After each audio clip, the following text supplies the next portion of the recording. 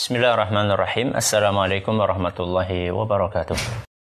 Alhamdulillahirabbil alamin wassalatu wassalamu ala nabiyyina Muhammadin wa ala alihi wa sahbihi ajma'in. Amma ba'd. Alhamdulillah di bulan Ramadan hari keberapa sekarang?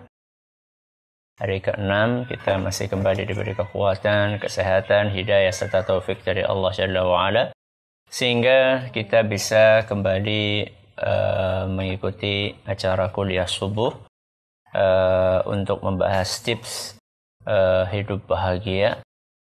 Mudah-mudahan Allah Azza wa Jalla berkenan untuk melimpahkan kepada kita semuanya ilmu yang bermanfaat sehingga bisa kita amalkan sebagai bekal untuk menghadap kepada Allah Jalla wa Ala. Allahumma amin.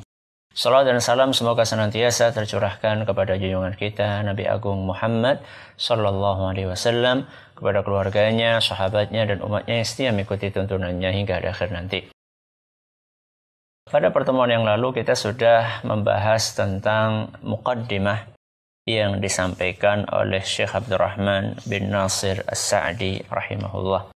Masih ingat kemarin beliau mengawali kitabnya ini dengan pujian kepada Allah Azza wa Jalla dan salawat kepada Rasul SAW. Pertanyaan yang pertama, kenapa Syekh Abdurrahman bin Nasir As-Sa'di rahimahullah mengawali kajiannya ini atau kitabnya ini dengan pujian kepada Allah? Mas Anjasya. Untuk meneladani Rasulullah. Bagus. Yang pertama karena meneladani Rasulullah SAW. Yang kedua maksud sama? Karena dalam rangka mengingat Allah Subhanahu wa ta'ala.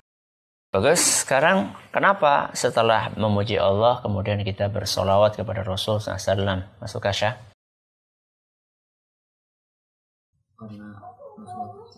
Karena Rasulullah sangat berjasa kepada kita umatnya sehingga layak untuk kita doakan, kita ucapkan solawat kepada beliau. Baik. Sekarang kita akan melanjutkan masih di halaman yang pertama. Silakan dibuka. Kemarin kita sampai paragraf pertama, ya. Kita sampai kata dicapai titik. Sekarang kita akan mulai dan demi mendapatkan itu semua. Silakan dibaca Mas Usama. Dan demi berkata bersyukur Alhamdulillah Syekh Abdurrahman bin Nasir As-Sa'di Alhamdulillah. Dan demi mendapatkan itu semua ada berapa faktor yang harus terpenuhi. Terus ada faktor diniyah atau keagamaan, faktor alami dan faktor amaliyah atau perbuatan. Hanya orang mukmin saja yang mampu memenuhi ketiga faktor tersebut. Ya, bagus. Setelah beliau Syekh As-Sa'di rahimahullah menyebutkan tentang kebahagiaan adalah tujuan dan harapan setiap insan, kemudian beliau menyampaikan bahwa untuk mencapai kebahagiaan itu ada faktor yang harus dipenuhi oleh seorang insan, dan faktor itu ada 3. Diingat-ingat, faktor itu ada berapa?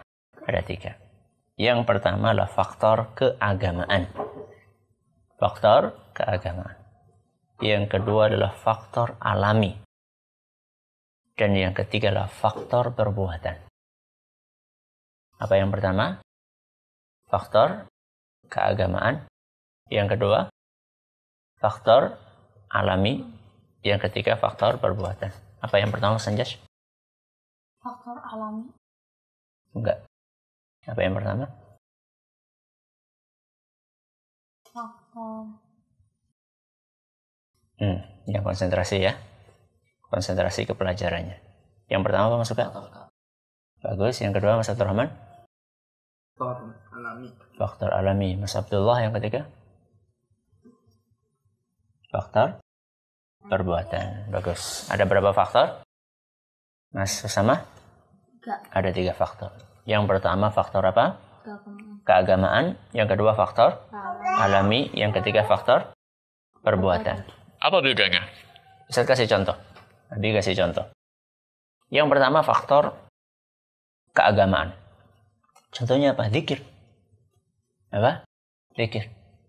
Di dalam Al-Quran Allah berfirman, ala bidzikrillahi tatmainnul qulub. Apa artinya Mas Abdurrahman? Dengan berzikir kepada Allah, hati akan merasa tenang. Berarti ini faktor agama, keagamaan. Agama kita mengajarkan bahwa dengan berzikir hati akan tenang. Sudah zikir apa belum? Sudah. Tenang apa enggak? Mas Anjasa, tenang enggak? Tergantung. Zikirnya buru-buru atau zikirnya dinikmati. Kalau zikirnya sub enggak mendatangkan ketenangan. Tapi zikirnya dihayati. Enggak usah buru-buru zikir itu. Ya. Ini contoh faktor keagamaan. Contoh faktor keagamaan adalah zikir. Dan segala hal yang dijelaskan oleh agama kita bahwa itu mendatangkan ketenangan. Nah, nanti akan disampaikan oleh Syekh Abdurrahman bin Nasir As-Sa'di rahimahullahu ta'ala. Ini yang pertama. Faktor keagamaan. Apa contohnya Musama? Faktor keagamaan, zikir. Dalilnya firman Allah, ala bidzikrillahi tatmainnul qulub. Yang kedua. Apa Mas suka tadi faktor yang kedua? Alami. Faktor alami. Faktor alami itu seperti apa? Faktor alami adalah sesuatu yang disukai oleh manusia. Tabiatnya manusia suka. Contohnya apa? Contohnya rumah yang luas. Kendaraan yang nyaman. Ini alami. Ya. Yang namanya manusia, tabiatnya itu suka rumah yang sempit apa yang luas, Mas Anjas? Luas. Yang luas. Itu alami. Ya. Tabiatnya manusia itu suka suasana yang sejuk atau yang sumuk, Mas Abdullah? Yang sejuk. Itu alami. Ya. Tabiatnya manusia suka kendaraan yang nyaman apa yang mogok-mogok, Mas suka? Yang nyaman. Ini alami. Ya. Yang namanya manusia tabiatnya suka yang nyaman. Suka makanan yang hambar apa yang kasinan, Mas Anjas? Hambar. Enak. Yang enak. Ya. Suka makanan yang enak itu alami. Yang suka makanan enak itu orang Islam apa orang bukan Islam? Semuanya alami. Ya. Sudah tabiatnya manusia. Ini namanya faktor alami. Makanya Rasulullah SAW menjelaskan dalam beberapa hadis bahwa arba'un minas sa'adah, 4 yang akan mendatangkan kebahagiaan. Salah satunya adalah al-markabul hani, al-baitul wasi'. Atau salah duanya al-baitul wasi' dan al-markabul hani. Yaitu rumah yang luas dan kendaraan yang nyaman. Itu faktor alami. Ini yang kedua. Yang ketiga, yang mendatangkan kebahagiaan, kata beliau, faktor perbuatan. Apa maksudnya faktor perbuatan? Usaha dari kita. Usaha dari kita. Contohnya apa? Contohnya adalah kedisiplinan. Mengisi waktu dengan aktivitas yang positif. Itu mendatangkan kebahagiaan. Aktivitas positif itu, yang namanya aktivitas positif, tidak melulu sesuatu yang sifatnya agama. Ada juga aktivitas positif yang tidak bersifat agama. Contohnya apa? Bagi orang-orang yang suka olahraga. Nah, Mas Anja suka apa? Olahraganya suka apa? Sepedaan. Mas Usama suka apa? Berenang. Mas suka apa? Suka? Suka main bola misalnya. Itu sesuatu yang sifatnya perbuatan. Kita berbuat. Ya. Sifatnya amaliyah. Kita berbuat. Untuk sesuatu yang mendatangkan kebahagiaan kita. Dan ini juga orang yang beriman maupun tidak beriman. Semuanya bisa melakukan. Berarti ada berapa faktor, Mas Abdullah? Ada 3. Yang pertama diulangi. Faktor keagamaan. Yang kedua, faktor alami. Yang ketiga, Faktor perbuatan. Masya Allah. Mas Abdurrahman, apa contoh yang pertama? Faktor keagamaan, apa contohnya? Zikir. Yang kedua, Mas Anjasya, faktor alami contohnya? Makanan enak. Yang ketiga, faktor perbuatan, apa contohnya Mas Suka? Gak ada di buku Mas Suka. Sesuatu yang membuat bahagia, Apa contohnya? Bermain. Ya, aktivitas yang positif, kedisiplinan dan seterusnya. Kemudian di sini apa kata beliau? Hanya orang-orang mukmin saja yang mampu memenuhi 3 faktor itu. Apa bedanya antara orang mukmin dengan orang yang selain mukmin? Bedanya adalah kalau mukmin bisa memenuhi 3 faktor itu semuanya. Kalau non mukmin tidak bisa. Hanya sebagian saja yang bisa mereka penuhi. Ya, contoh misalnya orang kafir. Mereka mungkin bisa melakukan faktor-faktor alami dengan kekayaan yang mereka miliki. Mereka bisa beli kemewahan rumah. Ya, ada rumah harganya sekian miliar, 30 miliar. Ya, bayangkan 30 miliar. Kayak apa rumahnya? Ada rumah kamarnya aja 300 kamar. Astagfirullah. Buat apa 300 kamar? Mereka menganggap itu mendatangkan kebahagiaan. Betul, itu faktor, salah satu faktor. Tapi bukan satu-satunya faktor. Mereka nggak bisa melakukan faktor-faktor yang sifatnya keagamaan. Dan itu tidak akan mendatangkan kebahagiaan yang maksimal. Ya, itu hanya sifatnya parsial saja. Baik, lanjutkan. Adapun Mas Anjasya, adapun selain mereka, halaman 2.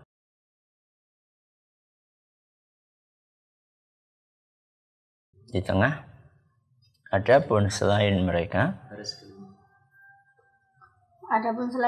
maka kalaupun dari satu sisi sebagian faktor-faktor tersebut dapat dicapai dengan jasa dan usaha para cendekiawan, mereka akan tetapi banyak dari sisi lain yang justru lebih bermanfaat, lebih kuat dan lebih baik dalam jangka pendek atau jangka panjang yang tidak mampu mereka dapatkan. Ini yang tadi Ustaz sampaikan, Habis sampaikan tadi. Ya, yang Habis sampaikan tadi bahwa yang bisa memenuhi 3 faktor itu cuma kaum mukminin. Selain kaum mukminin, mereka cuma bisa melakukan sebagian saja. Justru ya, sesuatu yang bisa mendatangkan faktor kebahagiaan yang lebih awet, yang lebih lama, yaitu faktor keagamaan, itu hanya bisa dilakukan oleh orang-orang yang beriman saja. Ya. Adapun di sini lihat, adapun yang justru lebih bermanfaat, lebih kuat, lebih baik dalam jangka pendek maupun jangka panjang, tidak mampu mereka dapatkan. Itu zikir kan? Ya, contoh zikir, baca Quran, ibadah, sholat, dan seterusnya. Nah, selanjutnya dalam buku kecil ini, Mas Abdullah. Dalam buku ini penulis akan menguraikan apa yang ada dalam benak penulis berkaitan dengan faktor penunjang tercapai kebahagiaan sampai sebagai cita-cita utama yang diinginkan oleh setiap orang. Ya, dalam buku kecil ini penulis akan menguraikan apa yang ada dalam benak penulis berkaitan dengan faktor-faktor penunjang tercapainya kebahagiaan itu. Nah, disinilah nanti akan dibahas satu persatu apa saja yang mendatangkan faktor-faktor apa saja yang mendatangkan kebahagiaan, baik itu yang sifatnya diniyah, keagamaan, atau yang alami, atau yang sifatnya perbuatan. Ya, ada sebagian orang, Mas siapa yang belum baca? Mas Fidal, Mas Abdurrahman. Ada sebagian orang